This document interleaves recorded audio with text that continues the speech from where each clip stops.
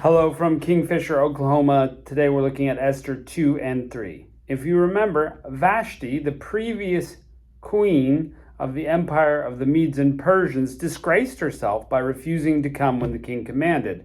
The king banished her from his presence and decided that he is going to replace her. In order to do this, the law is put out that beautiful virgins from all over the country, young virgins, should come and be wives and concubines of the king. And whichever one pleases the king the most will be the queen to replace. So he gets them all, but one queen is going to be over the kingdom. So we get introduced to Mordecai in this chapter, who works in the palace, and he is actually one of the Jews, we find out, that were carried into exile. So he knew life before in Israel. Doesn't say how old he was at the time that he left. Doesn't say how long he's been there. It's been a while. We know from the list of the kings that it's not Nebuchadnezzar, a previous king that is currently ruling. It's Ahasuerus. So anyway, he remembers life there before, but now he's there working at the palace.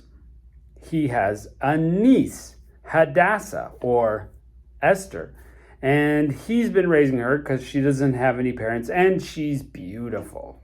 Well, because of her beauty, of course, she's taken into the palace to see if she will be queen over the land. But Mordecai says, just don't tell anybody you're Jewish, okay? You go do that, just don't tell anyone you're Jewish. It will cause problems. So she's very beautiful. She gets put in the king's house. She wins the favor of the guy who's supervising all these women.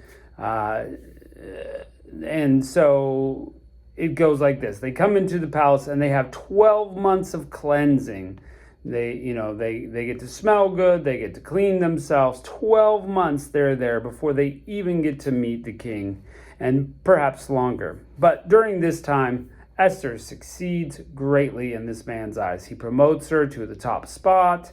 He gives her maids to help her out and any supplies she needs. But all the while, she does not reveal that she's Jewish. Now, the king, of course, has taken the slow road by giving these ladies 12 months to purify themselves. But after that, they start at his call visiting the king. They get to take what they want with them to visit the king. But then after they visit the king, he'll put them in a different house than all these other ones. And he will only call for that one if he thinks about that wife again. So he has to call her by name. She doesn't just get to go visit the king. She's on the king's schedule. So Esther, on her turn, goes. She wins the favor of the king.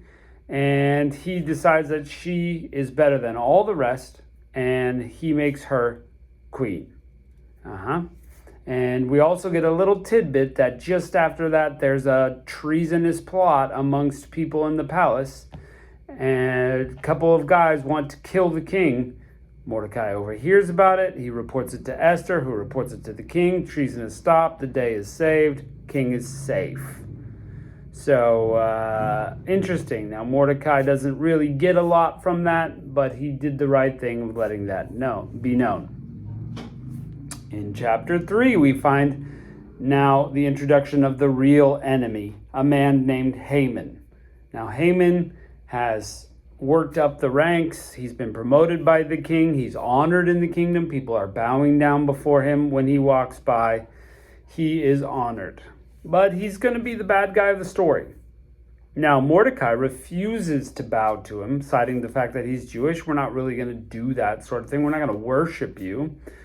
And of course this upsets Haman. He's got a big ego. Everybody else is bowing except you, Mordecai. What's the deal with that? So Haman gets his plans together, and he decides, I'm not only going to punish Mordecai, but I, Haman, am going to get the king to pass a law so that I can crush all of the Jews all over the kingdom. And he sets to work doing that. He goes to the king, he talks to him, there's this rebellious people, we don't want them around, and I'm going to pay money for you to pass this law, and that money can go towards the people who are going to carry out the law, and we're just going to kill all the Jews all over the kingdom. And so the king says, yeah, sounds good. He doesn't really think he knows any Jewish people. And so not only does he pass the law, but he, the king, actually pays for it, not Haman. I'm going to put the money in your hands, go do it. On the 13th of the month Adar, you're going to be able to do this thing. Make it known throughout the kingdom. And it's so. And so we have a big problem. We've got a big problem for Esther. We got a big problem for Mordecai, who are Jewish, and they've just been sentenced to death along with the Jewish people.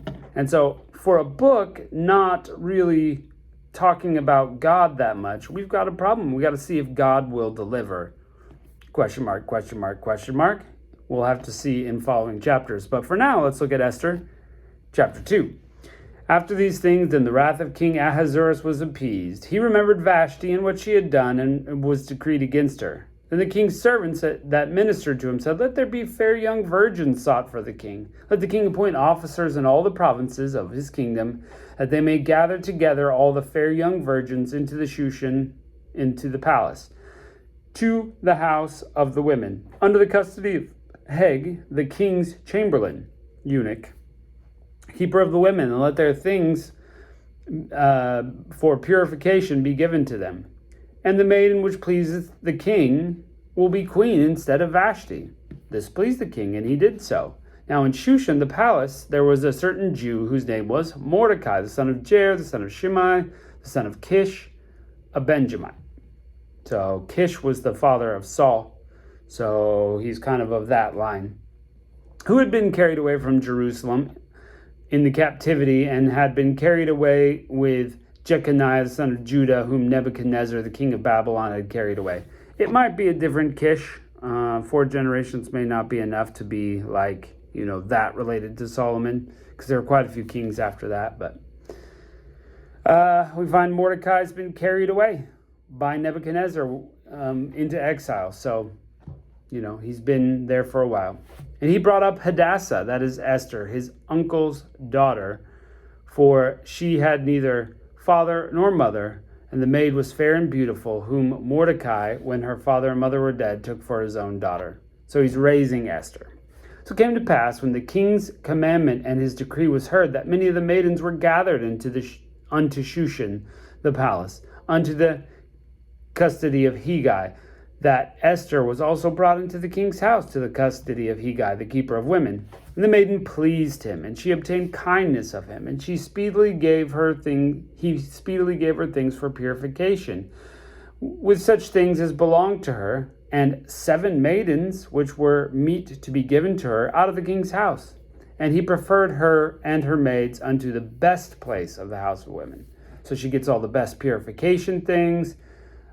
She's kind. He promotes her. She gets 7 maidens to help her out, and she gets the best place in the house of women. That's God's blessing. Esther had not shewed her people, nor her kindred, for Mordecai had charged her that she should not shew it, so she doesn't tell anybody she's Jewish. And Mordecai walked every day to the court of the women's house to know how Esther did and how should become of her. Now, when every maid's turn was come to go into King Ahasuerus, after she had been 12 months, according to the manner of women, for so the days of their purifications accomplished, to wit, 6 months with oil and myrrh, and 6 months with sweet odors, and with other things for purifying of the women. So, minimum 12 months beautifying, getting ready to visit the king. Then thus came every maiden unto the king. Whatsoever she desired was given to her, with her out of the house of women unto the king's house. In the evening she went, and on the morrow she returned into the second house of the women, into the custody of Shashgaz, the king's chamberlain, which kept the concubines. She came into the king no more, except the king delighted her, and she was called by name. So if you went to the second house, you are now a concubine. Unless the king calls for you, you just kind of stay there. Now, when the turn of Esther, the daughter of Abihail, the uncle of Mordecai, who had taken her for his daughter, was come to go into the king, she required nothing but what Hegai, the king's chamberlain, the keeper of the women, appointed. And Esther obtained favor in the sight of all them that looked on her. So she's having God's blessing. She's having favor. She asks the keeper of the women, what should I take with me? And so he says, here's what you take. And she listens.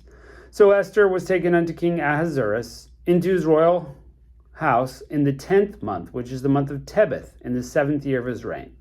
And the king loved Esther above all the women, and she obtained grace and favor in his sight more than all the virgins. So he set the royal crown on her head and made her queen instead of Vashti. God's favor. Now the king made a great feast unto all the princes and his servants, even Esther's feast. And he made a release to the provinces and gave gifts according to the state of the king. And when the virgins were gathered together the second time, then Mordecai sat in the king's gate. Esther shewed not her kindred nor her people as Mordecai had charged her, for Esther did the commandment of Mordecai, like as when she was brought up with him. So he's still, in essence, parenting her. This is what you need to do. In those days, while Mordecai sat in the gate, two of the king's chamberlains, Bigthan and Teresh, of who kept the door, were wroth, and sought to lay hands on King Ahasuerus. And when the thing was known to Mordecai, and he told it unto Esther the queen, Esther certified the king thereof in Mordecai's name. She said, hey, this guy Mordecai that works for you, he said this.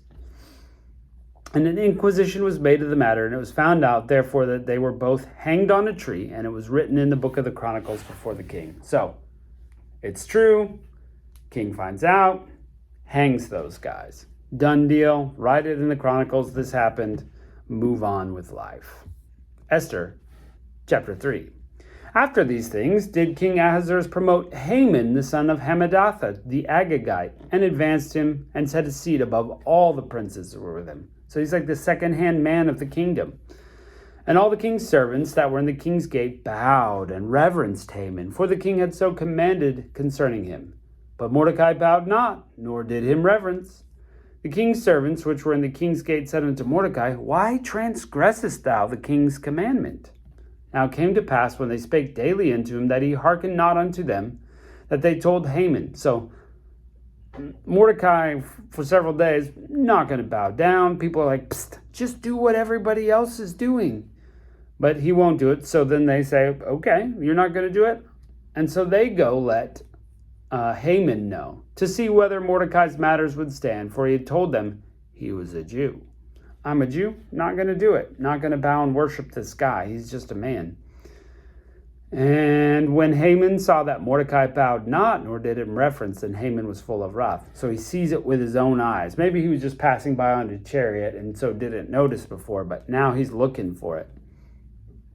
And he thought scorn to lay on the hands of Mordecai alone, for they had shewed him the people of Mordecai. Wherefore Haman sought to destroy all the Jews that were throughout the whole kingdom of Ahasuerus, even the people of Mordecai. In these first months, that is, the month of Nisan, in the 12th year of King Ahasuerus, they cast the pur, which is the lot, before Haman, from day to day and from month to month, to the 12th month, that is the month of Adar. So pur is where we're gonna want to note that it's casting lots that he's doing to kind of decide what to do, and that's gonna be important. That later will be the name of the festival, Purim. That's their name for it. And Haman said unto King Ahasuerus, there's a certain people scattered abroad and dispersed among the people in all the provinces of thy kingdom. Their laws are diverse from all people. They keep neither the king's laws. Therefore it is not to the king's profit to suffer them. Hey, king, you got this people, they're doing their own thing. They're not like everybody else who are obeying your laws. They're doing their own thing. So let's just get rid of them. If it please the king, let it be written that they be destroyed, and I will pay 10,000 talents of silver to the hands of those that have the charge of this business, to bring it into the king's treasury. So I'll pay you to pass it. The king took his ring from his hand and gave it to Haman, the son of Hammedatha. Remember, he's like the second in command here, the Agagite, the Jews' enemy. And the king said unto Haman, the silver is given to thee, the people also. Do to them what seemeth good to thee. So, done deal. Here's my ring. Do your stamp. It's fine. Then were the king's scribes called on the 13th day of the first month, and there was written, according to all Haman had commanded, unto the king's lieutenants and to the governors, which were over every province, to the rulers of every people of every province, according to the writing thereof, and every people in their own language, Remember, this is a huge kingdom. So lots of different languages are spoken, but they're making sure everybody knows. In the name of King Ahasuerus was it written and sealed with the king's ring. Then the letters were sent by post to all the provinces to destroy, to kill, and to cause to perish all Jews, both young and old, little children and women, in one day on the 13th day of the 12th month. So it is currently the 13th day of the first month, and so they're sending this out knowing that in 11 months, this has to be a done deal. They're gonna kill all the Jews, everyone, women, children, just get rid of them all. And take all their stuff. Now the copy of the writing for the commandment to be given in every province was published unto all people that they should be ready against that day. The post went out, being hastened by the king's commandment, and the decree was given in the Shushan palace, and the king and Haman sat down to drink, but Shushan was perplexed. So, craziness. It's gone out. People know, oh my goodness, here comes this crazy thing. We're all going to die. We've got, however many months, 11 months left before this happens. We got to do something. So a little bit of chaos, but the king and Haman are just, having a cup of wine over it. They're happy with what they did. So we got a problem. Now, you might just look and go, well, God has just completely, exiled these people. What's the big deal? They turned their back on him. He's turned his back on them, and that's it. That's it for them. Except we haven't got there yet. But in the prophets, we get lots of promises that God will return, or will bring these people, that they will return to the land. That God, once they have served their time, once they're repentant, remember, they'll get to go back to the land. And we see this in Ezra and Nehemiah when they actually go. But in Esther, just before those couple of things, it's like, oh my goodness, is God really out there? Is God really going to answer my prayers? Are we all going to die? So pretty big deal. You can see why they're freaking out a bit. What's going to happen? You're going to have to join us to find out. So thanks for joining us, and we'll see you for chapter 4 and 5, and we'll catch you next time.